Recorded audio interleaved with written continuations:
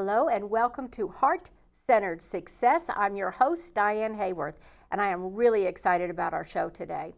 You know, I was thinking about interactions I have with my clients, with students, and one thing has always been an element that kind of perplexed me.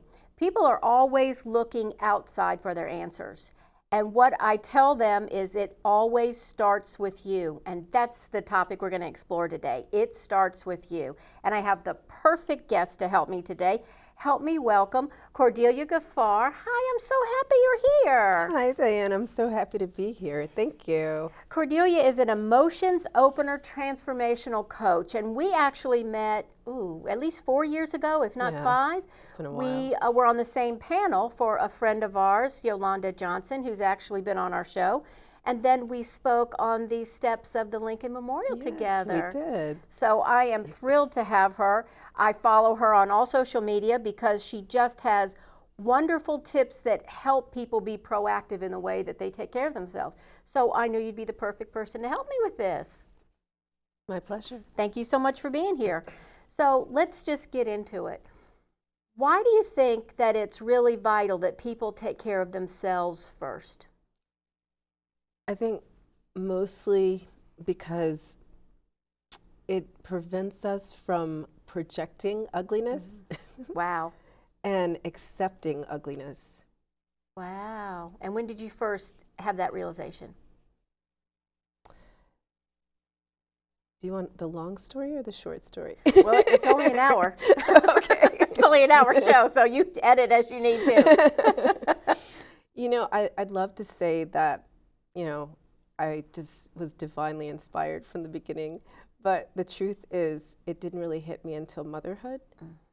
And, you know, with my first child, I was like super protective and, you know, all those things. But a very interesting thing happened as I was trying to have my second child, right? So my clock was ticking. And so I was in a rush. But, you know, we plan. And I believe in Allah, and Allah plans.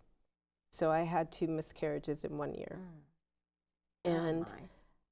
But that's okay because I kept pushing on, right? Because that's what we do. To your point about us looking outside of ourselves and caring what people think. And so I didn't allow myself to grieve. I didn't allow my body to heal. Even my OB was like, you need at least 3 months rest before you try again. And like clockwork, I got pregnant 3 months to the date. But as that pregnancy progressed, by my 3rd trimester, I was grossly overweight because my body never healed, never grieved, and I fell down the stairs. And so I was on bed rest for the last trimester. And by that time, I was so disassociated from my body that when my baby came, I couldn't even appreciate him, right? And when I looked outside of myself, back to my OB, because she knows everything, she says, oh, we have something for that. And she wanted to prescribe antidepressants. And that was my wake-up call. I said, okay, I know how to reconnect with my body. I need to focus and be present with my children, with my baby. And the only way I can do that is to have the high quality food, which comes in the form of actual nutrition, exercise, spiritual practices, and, you know, everything that keeps us present in love in the moment. So that was really when I started cultivating a system of self-nurturing and focusing on loving from within. I find that really amazing because as you were attempting to have your second child, you already had one little baby. So what was the time period between the first baby? How old was the first baby as you had your second? Yeah, so my first miscarriage was, my oldest was 6 months. Okay. And then, so that was like the beginning of the year. And then at the end of that year, I had another miscarriage. So by the time My second baby was born. It was like a 26-month gap. Okay. Yeah. So you were dealing with a toddler. You were pregnant with a toddler. Yes, and working full time. Oh, of course you're working full time. Well, who wouldn't do that? And had a husband and had families and, laundry and all of that. All of these things on the outside that seem so pressing. And when you have a child, that is pressing. Regardless of the pregnancy, you've got a little tiny human to feed and bathe and diaper and do all those things. So I understand why people think it's out here. Yeah. It's never out here. I hope you all are taking notes on this. It's never out here. It always starts with you. Yeah. So it's fascinating to me how that came about with you. It's just so interesting to me how everybody comes to their truth in their perfect time. Certainly motherhood had a lot to do with me finding that truth, but it also had to do with ailing parents and working full time, having 2 sick parents, going to graduate school, because why didn't I want something else to do? Of course. Yeah. You weren't busy enough. No, and taking care of 2 kids. So whoever thought that was a good idea? I mean, why didn't somebody in my family have an intervention for me? That was nuts. But I thought the MBA would be this, and I thought everything was here. I thought everything was here. And the real turning point for me was learning how to meditate. Because I thought I was going to need some medications. And I do want to say, neither of us are physicians, right, nor are we mental health professionals, and seek appropriate treatment. There are absolutely appropriate times when that's necessary. For me, I knew that that wasn't where I needed to go, but there's certainly been lots of folks that they do need that. At that particular time, I was looking for another alternative. So for me, learning to meditate helped calm my thoughts. So all of the little screaming people in my head, and there's quite a few of them actually, they just got quiet enough that I could hear what I call, you all have heard me call it divine truth, and be more guided to do things that made more sense.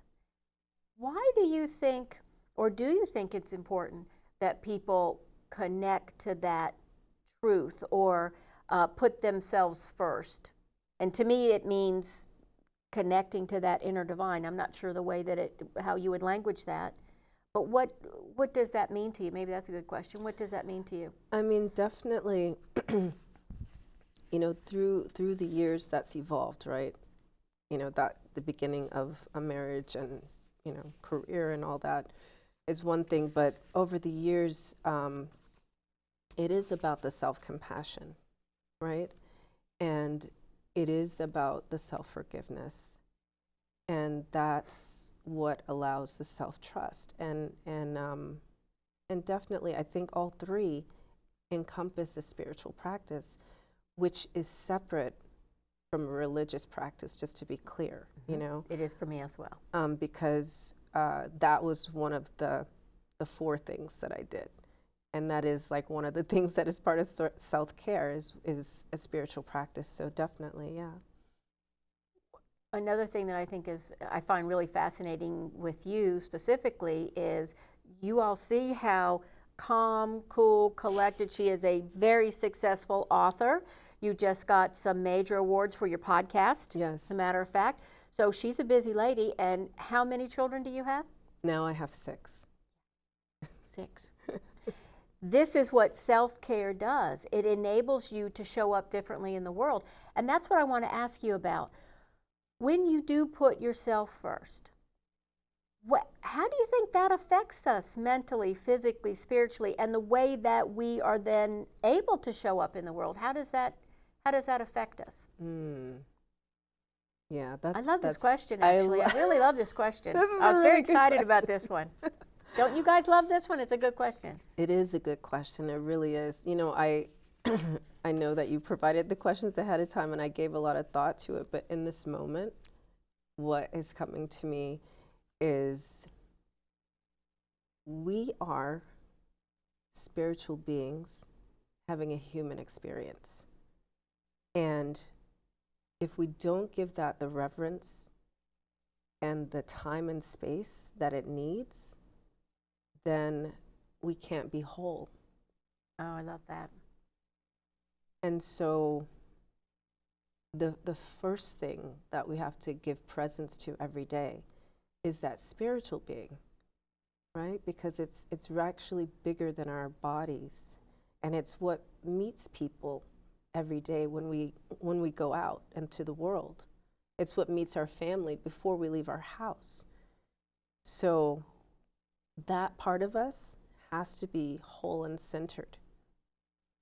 And once we set our vibration, if you will, right, with self-compassion, of course, then it's a lot easier to, project and radiate love and peace and positivity. And the cool thing is it comes right back at you. And, if I can share like a tiny story. Please do. So, like one of the cool things that happened it was right before one of those miscarriages, is I became Muslim 2 months before September 11th. And it's the kind of thing where I left work on Friday looking like everybody else, and I came back on Monday dressed like this. And nobody knew. Nobody knew. Surprise. Surprise. And but after September 11th, like everything was cool on September 11th, right? Because it was all kumbaya and we love each other. But by September 13th, it was like, and I'm bringing that up because I still stayed in my same compassionate vibration. I wasn't worried about people looking at me strange, and if people looked at me strange, I was more worried about their heart. I was like, oh my God, they're suffering so much. So much fear. So much fear, so much hate, so much anger, and they don't know what to do with that. Yeah. And I just wanted them to feel better. And so I did this magical, wonderful thing. It's called a smile. Yep. And it takes a really miserable individual to not smile back. So, I mean, I've not ever had like any problems at all. I mean, there have been, some things here and there, but it's like nothing to write to the papers about, So, yeah. I really do believe, I like so much of what you said. One of the things I tell my coaching clients is your external world reflects your internal world. Yeah. So no matter what you look like, if you think everybody hates you, you are going to experience that out in the world. If you think that, and actually I know somebody that this happened to, if you believe in lack, if you win a lottery, the first thing you worry about is, oh, I got to pay taxes and my cousin's going to hit me up for money. How about we just be happy? How about we do that? So I do think that external world reflects your internal world, which is the number one reason why you want to put yourself first. And I know that I struggled with this because I grew up in a culture where my mother, who always did the best she could, just like as mothers we do, right? Yeah, based on what we know, she never wanted us to be selfish. We're not talking about being selfish. Right. That's not what this is. From my perspective, to honor, treasure, love the divine spark within me means I will always honor, love, and treasure and recognize the divine spark in you and in everyone else. So one of the several advantages, I think, of doing this, one, we talked about your external world does really start to change. You as a new Muslim, right before, not your timing might have been interesting, but you did not suffer some of the horrific treatment that some people did. And we're not judging that, by the way. We're just talking about your experience. So that's interesting. One of the things I find is when I nurture that self first, and we'll get in a little later how we do that, I find that I am calmer more balanced, more settled, and able to help people in my family, friends, clients, whoever it is. And I do want to be just absolutely totally honest. My kids talk about Psycho Mom, which was me before meditation. Yes. Monster mom. Yeah, that was just like crazy mom. Like who just would fly off and, what do you mean you didn't put the top on the peanut butter? What do you mean you had peanut butter? Why do we have peanut butter? I mean, I was always in reactive mode because there were so many things going on. I was probably 80 pounds heavier than I am now. Was not feeding myself mentally, physically, or spiritually. I was simply reacting. And that was not I was not able to experience the sweetness of life. I really wasn't. I was really in, it was a defensive mode. Yeah.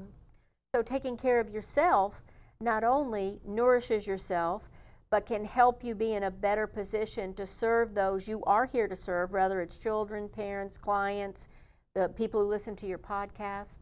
But it really changes the way you experience the world, doesn't it? It does. It really does. Yeah, I like, I have different theme days in my Facebook group. Yep, yes you right? do. I'm in a group. So my favorite day, I don't know, it's like a toss-up between Terrific Thursday. That's a good day. Or Freeing Friday. I don't know. I mean, it's pretty cool either way. Yeah, but Terrific Thursday is like what I was just talking about. You just choose your vibration, you know? Before, when we were off air, I was saying, just singing happy, happy, joy, joy for like no reason, you know, because, well, there was the reason. I wanted to be happy, happy and feel joy, joy. Yeah. But, you know, just doing things like that and reminding myself daily, you know, I don't know if it's just like my podcast. I think I kept the podcast more for me because I like the conversations and the cool people I have on, right? That's why I do this. I know, right? That's why I do this. Yeah. So yeah, it's called Replenish Me, and I have these cool people that talk about how they replenish themselves, and I just learned so much. So it's the same thing with my Facebook group. I came up with these themed days to help me to pick myself up every day. You know, that is also a way, I think, to put yourself first, and that's to, for me at least, and that's to just be curious. Just be curious. Yes. Why did they do that? Or how did they do that? Or how did that person think of that song or that story or that podcast? It's just, the world is so amazing. Yeah. And when you nurture your own inner divine, I call it divine light, you can call it anything you want, the world just gets more beautiful. Now, there are sad, tragic, dramatic situations in the world. There just is. What I find is, even in the midst of chaos, if I can bring consciousness to that, I can see a thread of love and beauty that I was not able to see before. Does that make sense? It does, it does. I mean, that's just recognizing your reality, like in this moment, right? Like, and my heart goes out to people in war zones, but like, let's say you're in a war zone, but for the moments that the bombs are not dropping, and you realize that you're still intact, that's the reality. You've been blessed with breath for some more minutes, for this minute, for this moment, you know? And it's just super important. First world problems, right? Oh my gosh, they just closed the Starbucks on my corner. But the reality is, you're awake anyway. Do you really need coffee? Maybe you're gonna have to walk one more block, and maybe that's the gift. Now you can look at this situation and ask, what's the learning opportunity here? Be curious about it, like you said, and see, oh, you know what? Actually, I don't need an extra cup of coffee every day. I really like that. It's made me think that even, and I'm guessing you've probably had clients like this as well, had clients who are dealing with really horrific health challenges. Yes. And it's would be too much for them to sing happy, happy, joy, joy, Yes, quite frankly, in those days. But they can always choose a different thought. Yes. And I am a big person to think that, okay, let's feel our feelings, and you have a choice. Are you going to stay stuck there, or are you going to choose how you react? All I know is when I choose to react from a loving foundation, live my human life, but moment to moment, as best I can, do that being the presence of love, even in the midst of really tragic circumstances. Things change for me. It doesn't mean I'm happy someone I love passed. It doesn't mean it doesn't mean I approve of everybody's behavior. It's not about approval. It's you can recognize someone's behavior that you may not agree with, but I still choose to see them as a divine soul. Yes. This is just my personal belief. I believe there is there's just the thread of light and love that runs through all of us. The essence of you is divine. The essence of me is divine. Your essence is divine. Now, my personality is a little messed up. It's got that's where, sometimes I look at myself and go, oh, Diane, really? Is that really what you meant to do there? That's if I have issues, it's coming from that part of me. It's not coming from the divine part. I believe that is love. Love has no opposite. It is just pure love, compassion. It just is. It's the human part that I'm here to tweak and learn and grow from. And when I can look at myself and ask from a heart-centered perspective, what do I need to nourish this body, to nourish me mentally, to nourish me spiritually? That's where I hear direction. How does that work for you? Yes.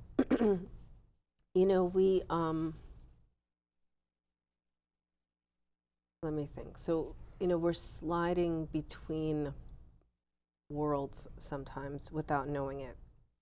Sometimes we do know it. And sometimes we do know it. But when we are more in the reactive state, that's when we're wholly in our humanness. And there's some people that never escape from that. They, come here as babies, and, as you know, babies, they can't speak the first, like really clear, they don't have a good vocabulary until they're about 2 or 3, right? So they stay in that infant stage. And sometimes it's just their coping mechanism.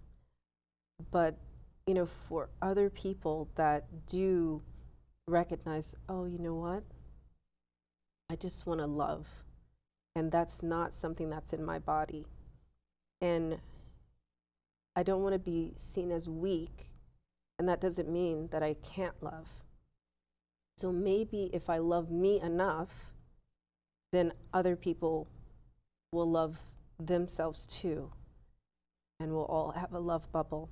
So I love what you said about helping people be in this bubble of love. As someone who really believes in doing the best each of us can, right, we all do, to be that presence of love. We were talking about this before we started to film as well. When we're talking about love, we don't mean love as in affection. We don't mean I love my spouse, I love my children, I love these flowers, I love my cat. We're talking about the energy, the intelligent, creative, expansive energy of love that flows through all of us, that whatever you think brings life to people, that's that energy of love. By recognizing and nurturing that and your attachment to that, that's what I'm thinking it means when we put ourselves first, that I just keep saying the divine, that divine part of us first. That is where I think people get a little confused.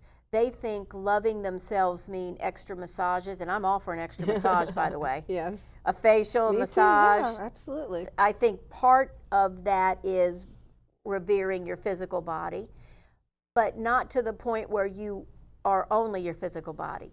Right. So what do you think gets in the way of people putting themselves first? I think part of it is just a misunderstanding of what that means, thinking it's selfish or whatever. What other things come to mind for you? I mean, it's not socially acceptable.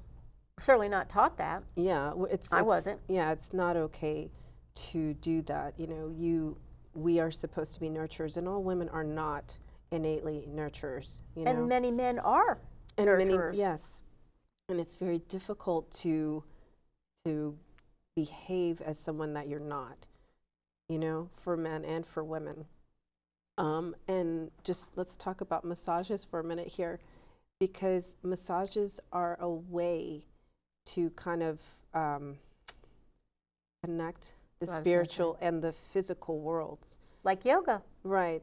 You know, so like yoga is a massage for the soul, but you're using your body to do that, right? Mm-hmm. Getting an actual massage is a massage for your fluids, your lymphatic system, but it's, you know, which also connects to your spiritual state and your mental state. Yep.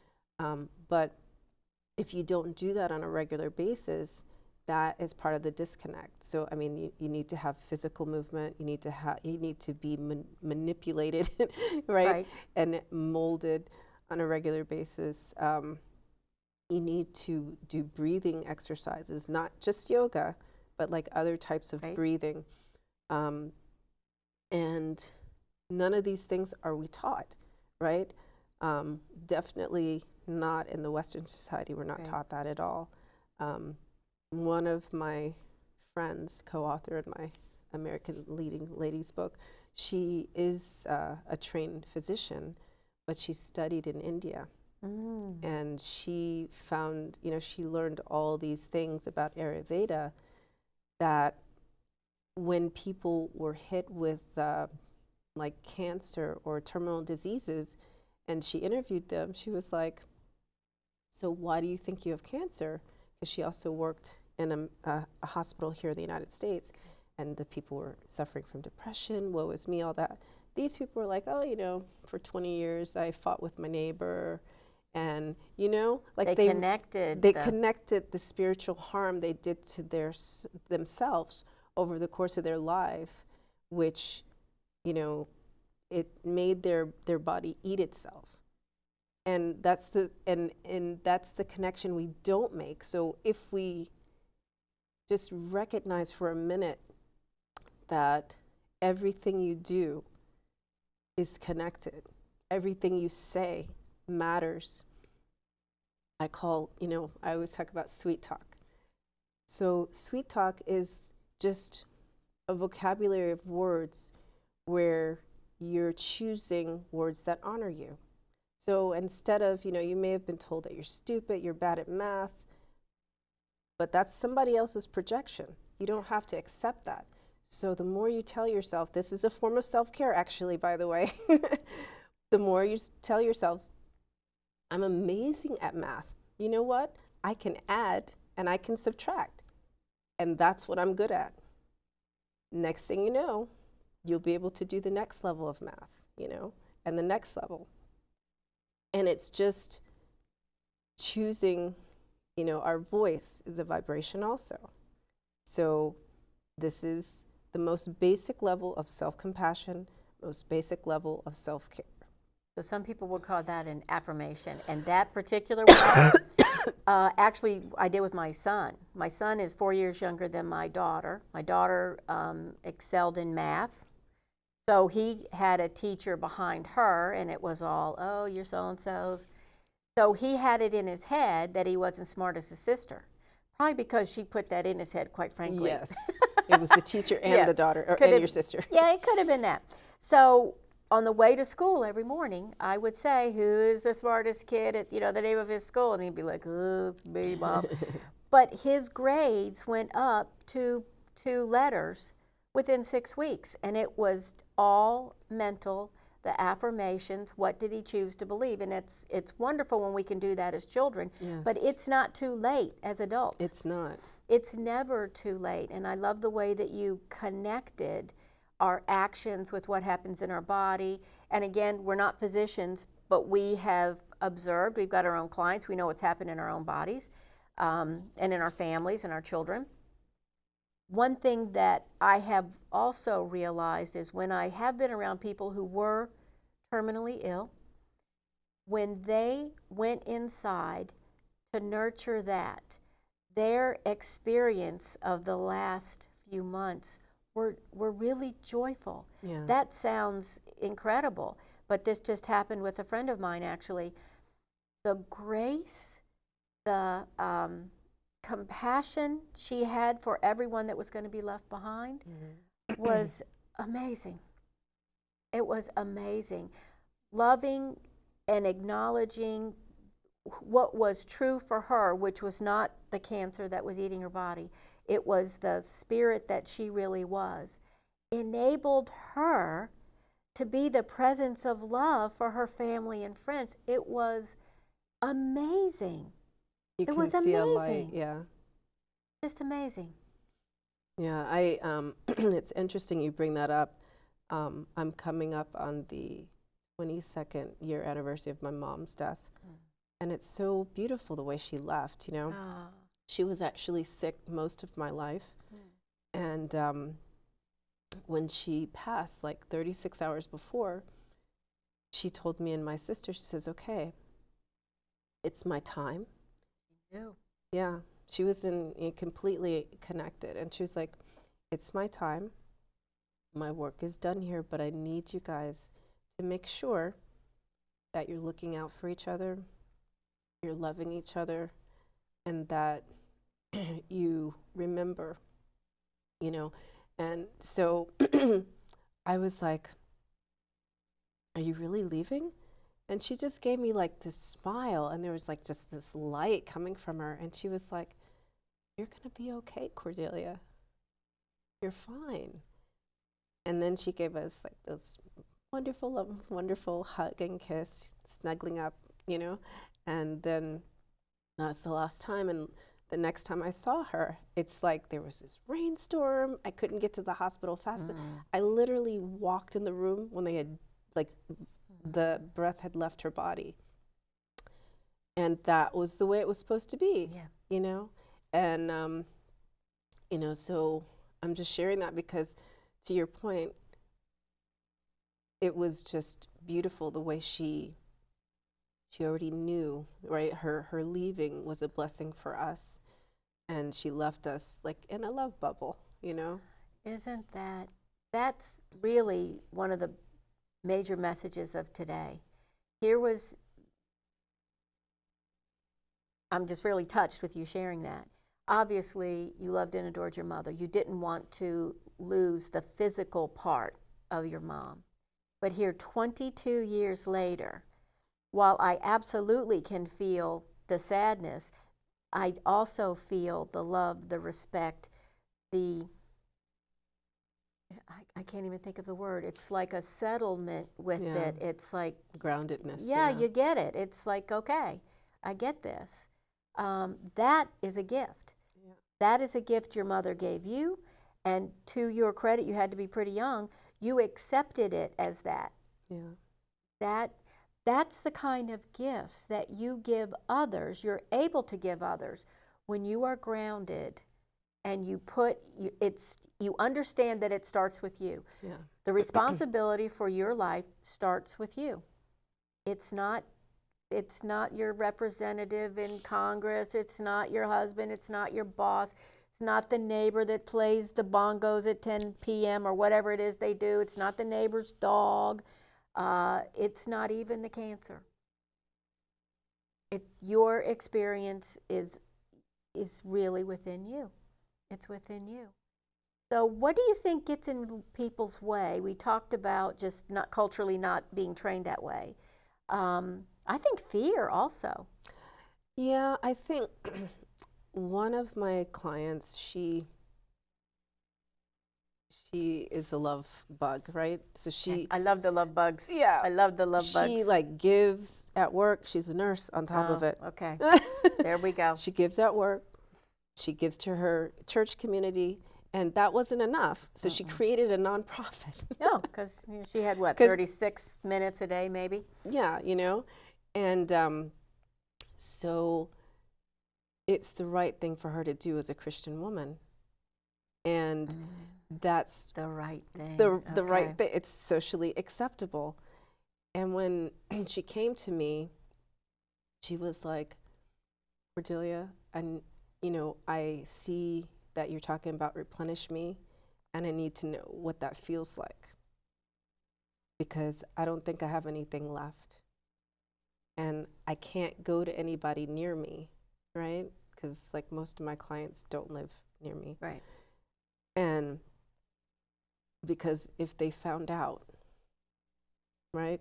So the shame, she was experiencing shame Yeah. for wanting to take care of herself. But that's pretty common, isn't it? It is.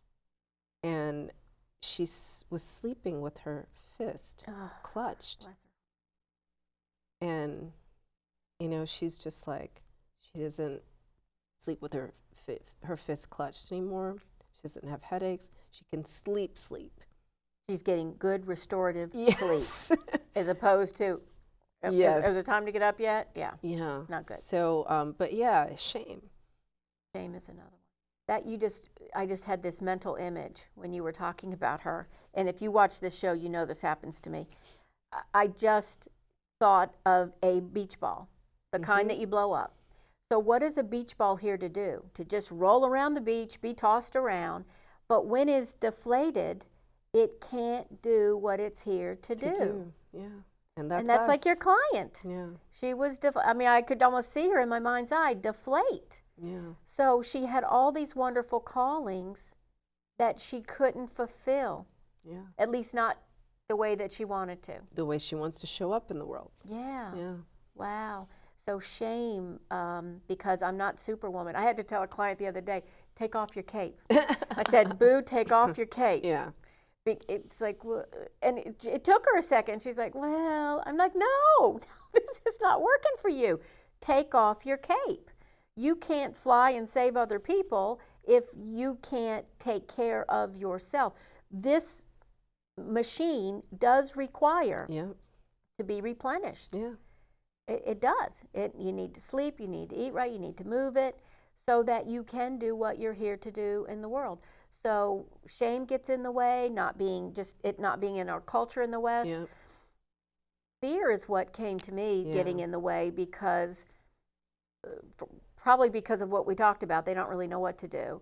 And people are afraid to change. The ones that I have, the love bug clients I have, are so used to that giving, giving, that I think they're secretly afraid that nobody will give to them. They're always the first one, let me do this, this, this. And years ago, I had a friend of mine at the church I was going to at the time. I was going through a really, really terrible divorce. Not that they're good ones, but mine was terrible, right? And she wanted to do something lovely for me, and I said, no, that's okay. And she said, Diane, do you realize that one way to give love is to allow others to give to you? Yeah. And I had never thought of that. It completely shifted the way that I understood. It's cyclical. Yeah. It's give and take. It's give and receive. And if you are not receiving, which is one of the things I think gets in the way, we're not good receivers. Yeah. And for some reason, fear gets in that. I don't know why or how that works. Yeah. What do you think about that? I was thinking about this when you were saying that you wouldn't let her give to you, right? Yeah. So we block receiving. And it's a funny thing because we talk about abundance all the time, but it's almost like an abstract, right? Yeah. Because lack is our default, especially when we close the doors to receiving. Yep. And it's, I don't know if it's like a shame or a fear, but I guess there's some kind of like insecurity that, maybe it's worthiness, a flavor of worthiness. Yeah, maybe it's worthiness. Yeah, that nobody's going to want to give to me, or if they give to me, it won't be what I need. But here's the thing: communication. Like, we're never ever taught how to communicate what we truly desire, because that, again, I think it's not socially acceptable. It's not important, right? And that's certainly generational. Yeah, definitely. Yeah, generational. How interesting is that? I think that that worthiness piece, to me, anything that's not love has a lot to do with fear. I study A Course in Miracles, and that's what that certainly is about. But the worthiness piece is, to me, when you are too overly identified with the human part of you. Yeah. Because how could the divine part of you not be worthy? That Yeah. even the whole idea of being worthy or unworthy, that's a human personality thing. It's a judgment. Yeah, it's not, it's, I've got a 2.5-year-old grandson. And when I look at him playing with other little kids, he's not going, well, that one's worthy for me to play with and that one's not worthy for me.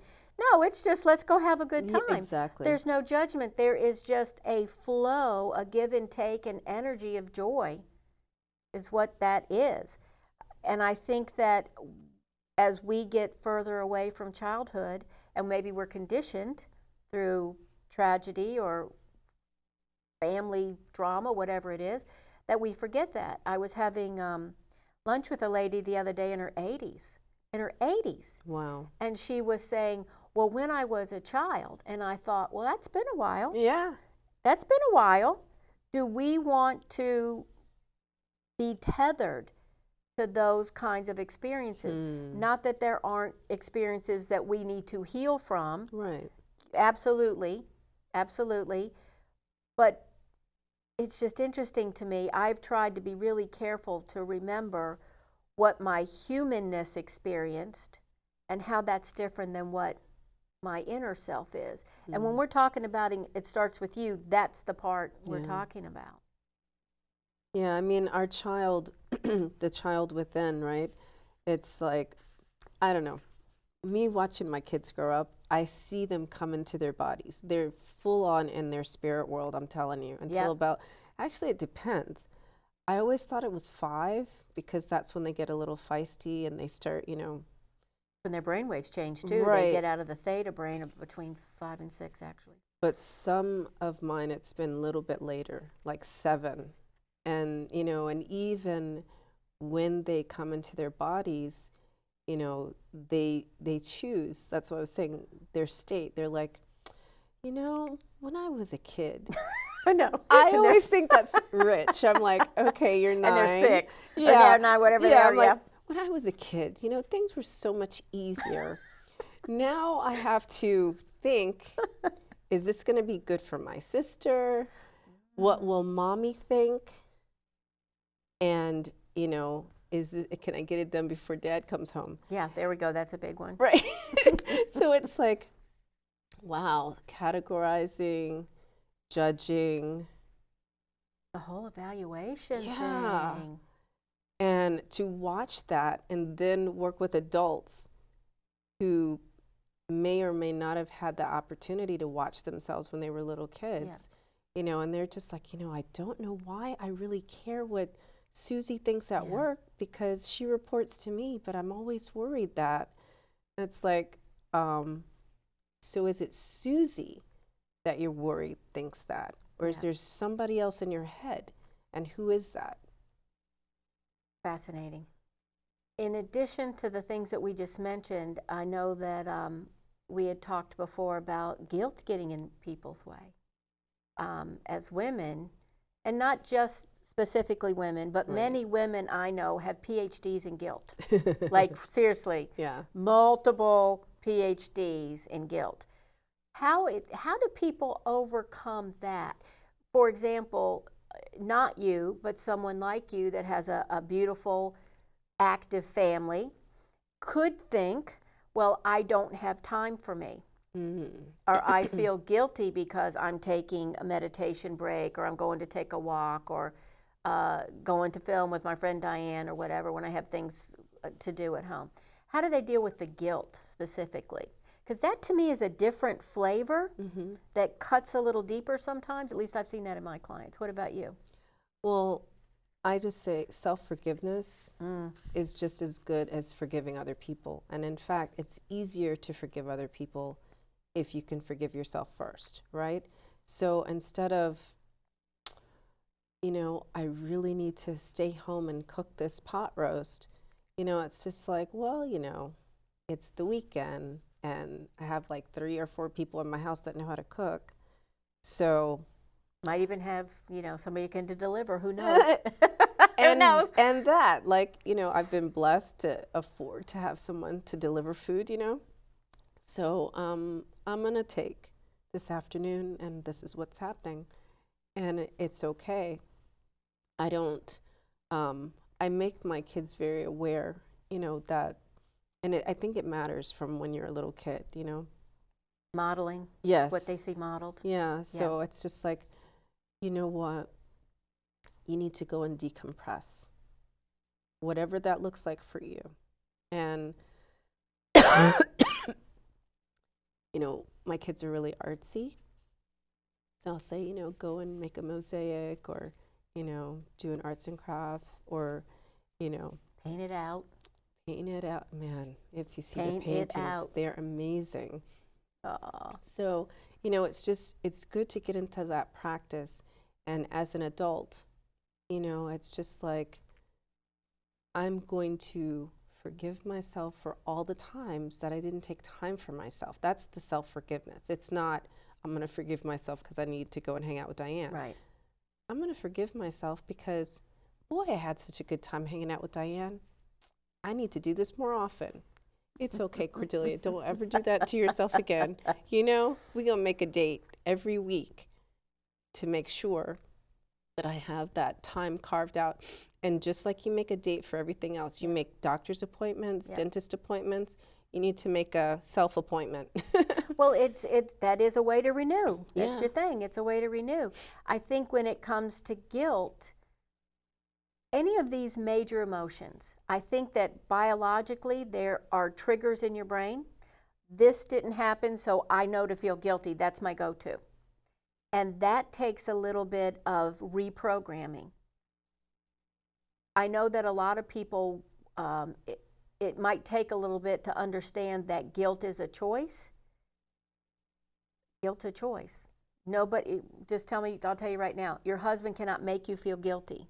He can give you a lot of hints and try it, but you have to accept it and become that, right? Nobody can make you feel guilty.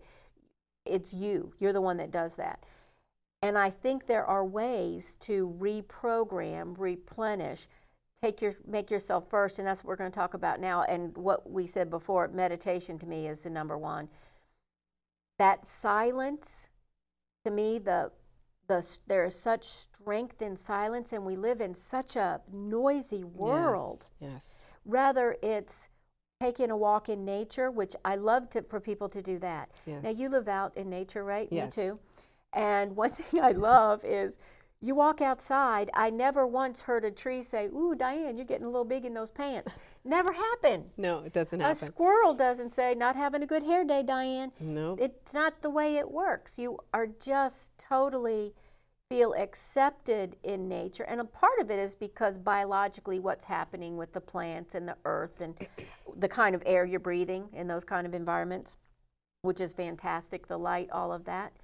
But that silence, even if it's you start with a few minutes a day, really helps reprogram your brain so that you're not as triggered. Yeah.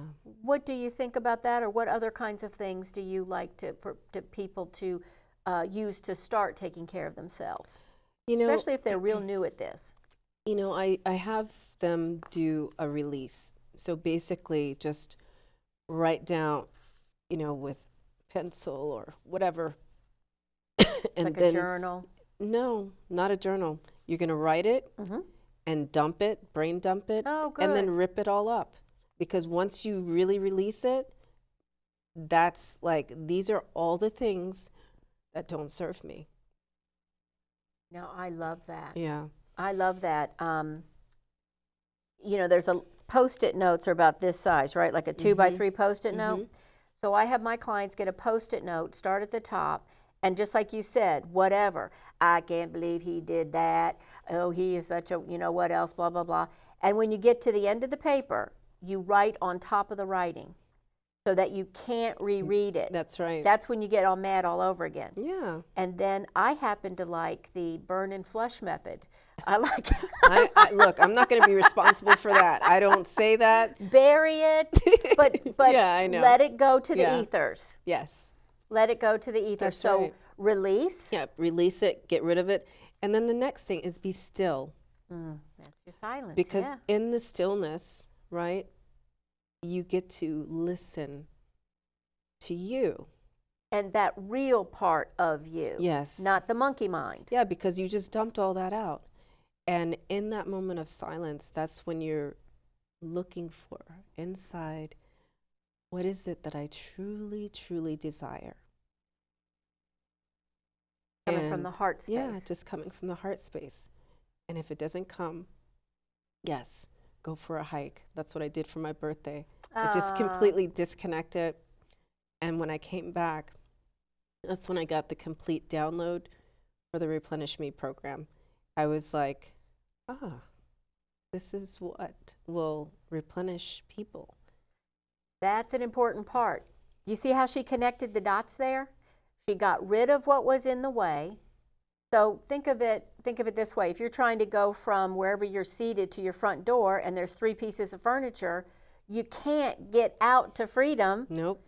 If you have to move those things, so you move them. Yeah. So in this situation, you're writing it out, you're releasing it, sitting in the silence. Yep. And that's when you were able to get a download. And that's kind of what we talk about in this industry is it's when you get that, oh, wow, those aha moments. Yes. You get those aha moments, which from my perspective comes from being connected to something greater than yourself that you are part of. And the great thing about being in trees is it's like, I felt like my whole body was like really being poured into, like the energetic, like all my free radicals were just like, you know, I was completely neutralized, re-energized, and like I could think again. Like I was really free. So, you know, the stillness matters, and that's when you can hear your soul, your soul tell you, this is what you need. This is what you truly desire. And the roadmap comes, right? That's the download. When you are quiet enough to listen. Yeah. So I love that. I have, what I do in the morning, I do the 3 M's. Meditate, motivate, and move. So I meditate. Sometimes that's just with my eyes shut, meditating. Sometimes I will do the journaling. I always end my journal entries the same way. Love, what would you most have me know today?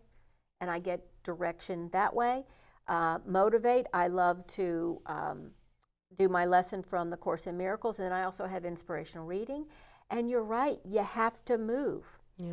And however that looks for you, I understand that some people have challenges, but whatever you can move, that your doctor says you can move, yes, go move it. It just gets, to me, it integrates mind, body, and spirit in the beginning. What other kind of tips would you give folks to just how to start to take care of themselves? That was the other thing I was going to say. Make sure that you're moving. Also, make sure that you're not numbing your emotions. Oh, that is so important. That's so important. It's so important to feel them because don't deny them. Yeah, your emotions are a major power source. There's so much wisdom in each one of our emotions, especially anger. It's like, this means that something means so much to you that you have to do something about it.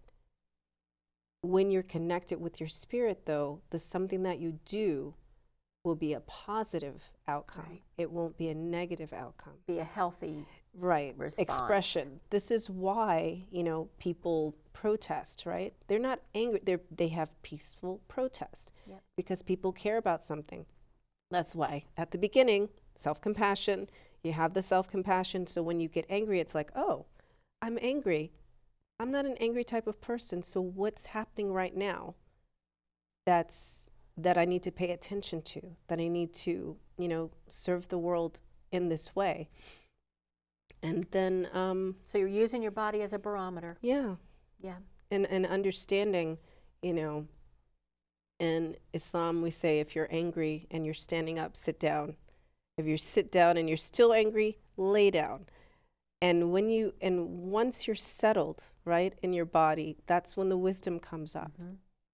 One of Tony Robbins says the quickest way to change your psychology is to change your physiology. So it just breaks that loop. Not that you're not honoring the anger, but there's a difference between honoring it and succumbing to it. And this is honoring. That's exactly how you honor it, by changing your physiology. Yeah. So, you know, you'll see everywhere I'll say release, restructure, rebirth.